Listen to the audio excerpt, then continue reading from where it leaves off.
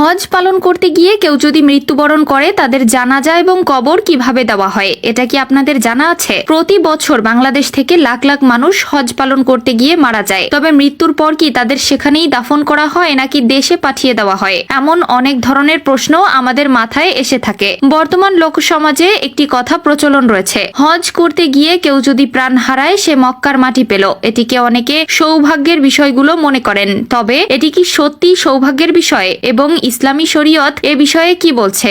আজকের এই ভিডিওতে এই সম্পূর্ণ বিষয়টি আপনাদের মধ্যে বিস্তারিতভাবে তুলে ধরার চেষ্টা করব, তাই ভিডিওটি না টেনে শেষ পর্যন্ত দেখতে থাকুন। মহান আল্লাহ তাআলা পবিত্র হজকে মুসলমানদের জন্য ফরজ করেছেন। প্রতিটি মুসলিম ব্যক্তির জীবনে হজ করার ইচ্ছা থাকে, কিন্তু অনেকের ক্ষেত্রেই অর্থ সংকটের ক্ষেত্রে পবিত্র হজ করা সম্ভব হয় না। তাই আপনাদের মধ্যে যাদের হজ করার সৌভাগ্য হয়েছে তারা কমেন্টে আলহামদুলিল্লাহ লিখে যাবেন, এবং যারা হজ করেননি কিন্তু মহান আল্লাহ তাআলার পবিত্র কাবা ঘর এবং নবীজির রওজা মোবারক দেখার প্রবল ইচ্ছা রয়েছে তারা অবশ্যই কমেন্টে ইনশাআল্লাহ লিখবেন। আর এই হজের গুরুত্বপূর্ণ বিষয়টি শেয়ার করে আপনার পরিচিত প্রতিটি মুসলিম ভাই ও বোনদেরকে জানিয়ে দিন। হজে গিয়ে তীব্র গরমের মধ্যেও হজের আমলের চাপের কারণে অধিকাংশ হাজি মারা যান। তবে সৌদি আরবের আইন অনুযায়ী কোনো ব্যক্তি হজ করতে গিয়ে যদি মারা যান তার লাশ নিজ দেশে ফেরত পাঠানো হয় না, তার মরদেহ সৌদি আরবে দাফন করা হয়। হজে যাওয়ার প্রস্তুতি নেওয়ার সময়ে প্রত্যেক হজযাত্রী হজে যাওয়া সংক্রান্ত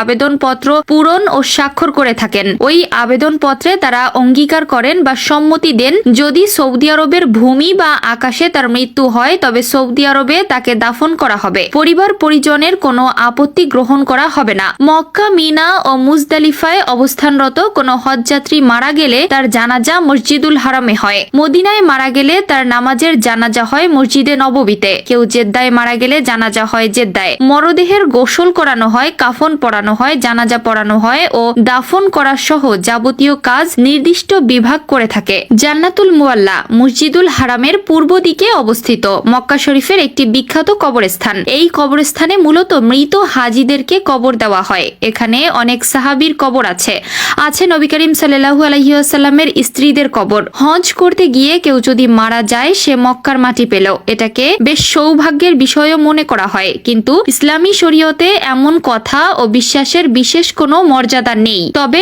মক্কা অর্থাৎ আল্লাহর ঘরের কাছে দাফন হলে তিনি যদি সত্যিকার ঈমানদার হয়ে থাকেন তাহলে এটি তার জন্য একটি মর্যাদার বিষয়। কিন্তু এর জন্য অতিরিক্ত ফজিলতের কোনো কথা বা প্রসঙ্গে হযরত রাসূলুল্লাহ সাল্লাল্লাহু আলাইহি ওয়াসাল্লাম হাদিসের কোথাও বলেনি। তবে হ্যাঁ, ইহরাম অবস্থায় কেউ মারা গেলে তিনি বিশেষ মর্যাদার অধিকারী বলে হাদিসে ইরশাদ হয়েছে। মহান আল্লাহ তাআলা আমাদের সকলকে তার পবিত্র কাবা ঘর স্বচক্ষে দেখার তৌফিক দান করুক, আমিন।